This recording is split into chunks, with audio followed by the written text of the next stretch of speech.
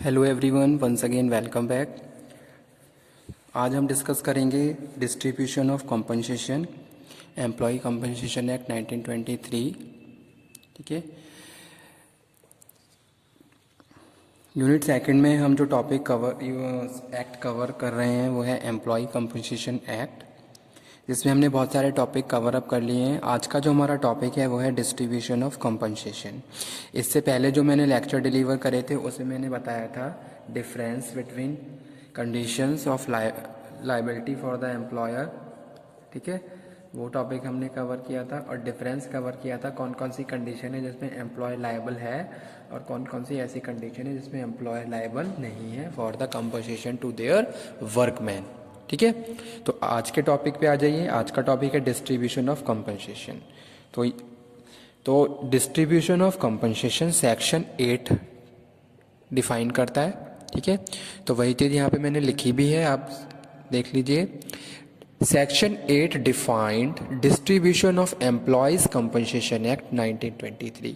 ठीक है, तो स्टूडेंट एक चीज़ मैं और आपको कहना चाहता हूँ कि भाई आप जो ये जो टॉपिक्स कवर अप कर रहे हो तो इसके सेक्शन जरूर याद कर लीजिए। ठीक है, आपको सेक्शन पता होना चाहिए कि भाई कौन सा टॉपिक किस सेक्शन में आता है। अगर हम किसी भी एक पर्टिकुलर एक्ट की बात करें, जैसे कि फैक्ट्रीज एक्ट 1948 की बात करें, तो भाई हेल्थ एंड सेफ्टी के प्रोविजंस कौन से सेक्शन में आते हैं वो सेक्शन आपको प्रॉपर पता होना चाहिए। अगर इस तरीके से कोई भी टॉपिक एग्जाम में आता है तो वहाँ पे सेक्शन लिखना बहुत ज़्यादा जरूरी है। ठीक है, तो ये आप ध्यान रखिए। डिस्ट्रीब्यूशन ऑफ जो कंपनसेशन है, एम्प्लॉय कंपनसेशन एक्ट 1923 में सेक्शन 8 कवर अप करता है, तो वहाँ पे डिफाइन किया गया है। ओके, सेकंड पॉइंट है the compensation payable to women और persons of legal disability shall be through the commissioner only. ठीक है, तो यहाँ पे हम क्या कह रहे हैं, यहाँ पे कह रहे हैं कि भाई जो भी अगर कंपनसेशन पे किया जा रहा है, किसी वुमेन को पे किया जा रहा है या फिर कोई लीगल डिसेबिलिटी है, तो इस केस में वो कंपनसेशन जो भी कमिश्नर है उस एरिया में उसके द्वारा पे किया जाना चाहिए। तो एक ये डिस्ट्रीब्यूशन की कंडीशंस यहाँ पे लगी हुई है कि कंपनसेशन पेएबल टू वुमेन और person to the legal disability shall be through the commissioner only. Okay, तो जो हमारा जो ये टॉपिक है इसमें हम यही बात कर रहे हैं कि कब किस कंडीशन में डिस्ट्रीब्यूशन किया जाता है। ठीक है, थर्ड वन है employer can make advance payment directly to dependent in case of death, okay, equivalent to 3 month salary of deceased person. तो यहाँ पे हम कह रहे हैं कि भाई जो एम्प्लॉयर है, employer can make advance payment, employer advance payment कर सकता है अगर किसी डिपेंडेंट को, अगर कोई भी डेथ का केस है, यानी कि किसी वर्कमैन किसी भी वर्कर की डेथ हो गई, उस केस में उसका जो भी डिपेंडेंट है उसको एडवांस पेमेंट किया जा सकता है, जो कि इक्विवेलेंट होना चाहिए 3 month salary of deceased person. यानी कि उसकी जो 3 मंथ जो भी सैलरी है उसकी 3 मंथ की सैलरी के इक्वल होना चाहिए जो भी आप पे कर रहे हो। ठीक है, तो थर्ड कंडीशन यहाँ पे यही है student, employer can make advance payment directly to dependent in case of death equivalent to 3 month salary of deceased person. Next condition is employer is exonerated from his liability if he deposit the compensation amount with the commissioner with the stipulated time. ठीक है, तो यहाँ पे एक condition ये भी है कि जो एम्प्लॉयर है वो क्या करेगा, एक कुछ सर्टेन कंडीशन जहाँ जो कंपनसेशन अमाउंट है वो कमिश्नर के थ्रू कंपनसेट किया जाना चाहिए वर्कर्स को, तो वो यहाँ पे हम बात कर रहे हैं। The commissioner shall call dependents of the deceased and determine the method for distribution of compensation among them.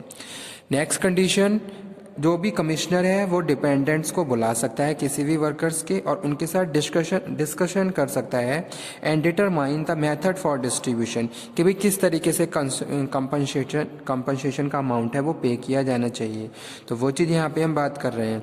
तो एक चीज़ ये है कि यहाँ पे जो डिपेंडेंट्स हैं ये क्लियर होने चाहिए कि भाई अगर किसी वर्कमैन की बात कर रहे हैं तो उसके डिपेंडेंट कौन हो सकते हैं, जो मैंने पहले ही डिफाइन कर दिया है, और अगर उसके डिपेंडेंट हैं तो उनको बुलाया है, ठीक है, बाय द कमिश्नर, और बुलाने के बाद उनके साथ प्रॉपरली डिस्कशन किया जा रहा है। तो वही चीज़ यहाँ पे लिखी हुई है, the commissioner shall call the dependents of deceased and determine the method for distribution of compensation among them. If no dependents are found, the amount shall be refunded to the employer. The next condition क्या है कि भाई कोई भी dependent found नहीं होता तो वो अमाउंट एम्प्लॉयर को क्या है, रिफंड कर दिया जाएगा. ठीक है, तो वो चीज़ यहाँ पे हम बात करें. जैसे कि सपोज कोई केस ऐसा आया कि उस केस में वर्कर का कोई भी डिपेंडेंट फाउंड नहीं मिला. ठीक है, तो उस केस में अगर वो पेमेंट कमिश्नर के थ्रू हो रही है या फिर एम्प्लॉयर सेल्फ कर रहा है तो वो अमाउंट उसके मतलब कि जो भी एम्प्लॉयर है उसको रिफंड कर दिया जाएगा अगर कोई भी उसका डिपेंडेंट नहीं मिल रहा है. तो this is the condition, if no dependents are found then amount shall be refunded to the employer. ठीक है, तो ये थी कंडीशंस जिसमें हमने बात करी डिस्ट्रीब्यूशन ऑफ कंपनसेशन की. तो अगर हम किसी भी बिजनेस फैक्ट्री की बात करें तो फैक्ट्रीज में क्या है, वर्कर्स काम कर रहे हैं. वर्कर्स को कंपनसेशन के लिए भी प्रोविजंस बनाए गए हैं गवर्नमेंट ने. ठीक है, गवर्नमेंट ने एम्प्लॉय कंपनसेशन एक्ट 1923 बनाया. उसमें बहुत सारे प्रोविजंस दिए गए हैं, बहुत सारी कंडीशंस दी गई हैं कि भाई कब किस सिचुएशन में कितना कंपनसेशन दिया जाना चाहिए, how much compensation we have to provide and the liability of the employer. ये हम अपने प्रीवियस वीडियो लेक्चर में कवर अप कर चुके हैं कि भाई किस कंडीशन में कितना अमाउंट पे किया जाना चाहिए, डेथ के केस में कितना अमाउंट पे किया जाना चाहिए, पार्शियल डिसेबलमेंट के केस में कितना अमाउंट पे किया जाना चाहिए और टोटल डिसेबलमेंट के केस में कितना अमाउंट हमें पे करना चाहिए. ठीक है, अब यहाँ पे हम बात कर रहे हैं मेथड ऑफ डिस्ट्रीब्यूशन कि भाई कैसे डिस्ट्रीब्यूशन देना है. तो एक तो ये कंडीशन है कि भाई एम्प्लॉयर क्या है, डायरेक्टली क्या कर सकता है, अपने वर्कमैन को कंपनसेट कर सकता है. लेकिन कुछ स्पेसिफिक कंडीशन स्टूडेंट ऐसी भी होती हैं जिसमें हमें क्या करना है, with the involvement of the commissioner finally तब उसके थ्रू क्या है कंपनसेशन का अमाउंट पे किया जाना चाहिए. तो वो सारे पॉइंट हमने यहाँ पे डिस्कस करे.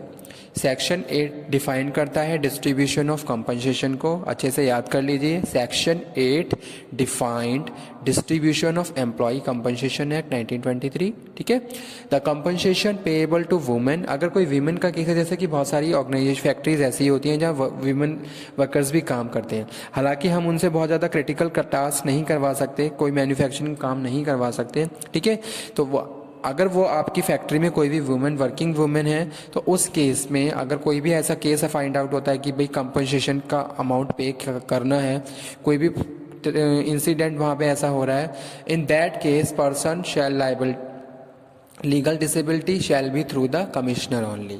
तो वहाँ पे क्या है, कमिश्नर का इन्वॉल्वमेंट बीच में हो जाता है, उसके थ्रू क्या है कंपनसेशन पेएबल होना चाहिए. किसको, वुमेन को या फिर कोई भी ऐसा पर्सन जो लीगल डिसेबल्ड है.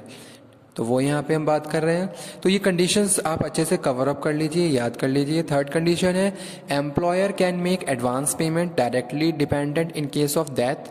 ठीक है, एम्प्लॉयर का क्या कर सकता है, अगर डेथ का कोई केस है तो लास्ट 3 मंथ की सैलरी जो भी उसकी है उसके हिसाब से जो अमाउंट बन रहा है वो उसको पे कर सकता है. ठीक है, तो वो यहाँ पे हम बात कर रहे हैं.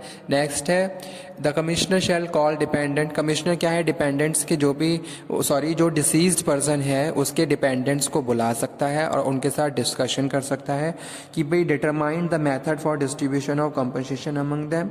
ओके, और लास्ट वन, इफ अगर कोई भी डिपेंडेंट नहीं मिलता है, जैसे सपोज कोई वर्कर काम कर रहा है लेकिन जब उसके साथ कोई भी इंजरी हुई या कोई भी ऐसा सिचुएशन आई जब उसको कंपनसेशन किया जा रहा है तो उस केस में कोई भी उसका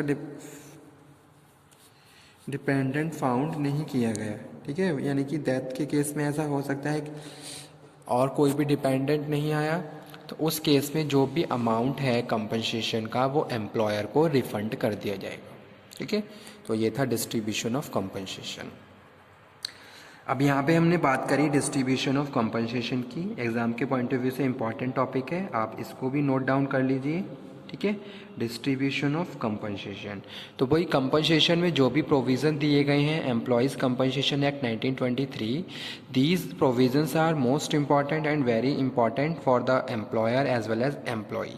ओके, एक चीज़ आपको और पता होनी चाहिए कि ईएसआई के केस में कंपनसेशन एप्लीकेबल नहीं होता है. अगर कंडीशंस की हम बात करें, अगर कोई भी वर्कर जो ईएसआई में इन्वॉल्व है तो वहाँ पे कंपनसेशन की लाइबिलिटी नहीं है एम्प्लॉयर की. ठीक है। तो ये सारी चीज़ें जो कॉमन हैं ये सब आपको पता होनी चाहिए, ठीक है। तो ये यहाँ पे हम बात कर रहे थे डिस्ट्रीब्यूशन ऑफ कंपनसेशन। भाई कोई भी फैक्ट्री है, फैक्ट्री को हम चला रहे हैं, तो उस केस में हमें वर्कर्स की लीगल मतलब कि जो सोशल सिक्योरिटी है या एक तरीके से जो सोशल लाइबिलिटी बनती है एक वर्कर एम्प्लॉयर की, उसको भी वेयर करना जरूरी है। तो ये प्रोविज़न बनाए गए हैं, तभी जाके फाइनली इन सारी चीज़ों को अप्लाई भी किया गया और फोर्स में लाया गया। अगर हम पास्ट टाइम की बात करें तो बहुत सारी प्रैक्टिसेस ऐसी होती थी जहां कंपनसेशन का कोई भी प्रोविज़न नहीं था और वर्कर्स भी बहुत सारी प्रॉब्लम को फेस करते थे, ठीक है। अगर कोई इंजरी हो गई है या कोई भी उसके साथ एक्सीडेंट हुआ ड्यूरिंग द एम्प्लॉयमेंट, तो उस केस में ऐसा कोई प्रोविज़न नहीं था कि भाई उसको कंपनसेट किया जाए और उसको प्रॉपरली उसका ट्रीटमेंट करवाया जाए। लेकिन जैसे जैसे अगर ये प्रैक्टिसेस ज़्यादा बढ़ने लगी तो गवर्नमेंट ने क्या करा, ध्यान दिया ताकि एम्प्लॉयर हैं वो वर्कर्स की सोशल सिक्योरिटी के बारे में भी ध्यान रखें, ठीक है। इसीलिए इसको हम लीगल सिक्योरिटी भी बोलते हैं कि भाई लीगली एम्प्लॉयर क्या है, बाउंड है एम्प्लॉयज़ को कंपनसेट करने में, ठीक है। तो अगर मैं कोई फैक्ट्री चला रहा हूँ, कोई भी ऑर्गेनाइजेशन रन कर रहा हूँ और मेरे ऊपर अगर ये एक्ट लागू हो रहा है, मेरी मतलब कि मीन्स टू से कि मेरी फैक्ट्री के ऊपर ये एक्ट लागू हो रहा है, तो उस केस में जितने भी वर्कर्स हैं उनकी प्रॉपर सिक्योरिटी का मुझे ध्यान रखना है, एज वेल एज मुझे ये भी ध्यान रखना है कि वर्कर्स के साथ अगर कोई भी इंजरी हो रही है तो उस केस में अगर चाहे वो पार्शियल डिसेबल है चाहे फुल डिसेबल है या फिर कोई ऐसा डेथ का केस फाइंड आउट होता है, तो उस केस में प्रॉपर जो भी स्टैंडर्ड हैं उनके हिसाब से मुझे क्या अपने एम्प्लॉयज़ को या जो भी वर्कमैन है उसको कंपनसेट करना है, ठीक है। साथ के साथ ये सारी चीज़ें प्रॉपरली अब जो भी वर्कमैन है उसको भी हमें प्रोवाइड करवानी है, सारी नॉलेज उसको प्रॉपरली अवेयर होना चाहिए कि भाई मेरे कौन कौन से राइट्स हैं। तो यही हम बात कर रहे थे डिस्ट्रीब्यूशन ऑफ कंपनसेशन में, ओके। तो यही टॉपिक था आज का, ओके, थैंक यू।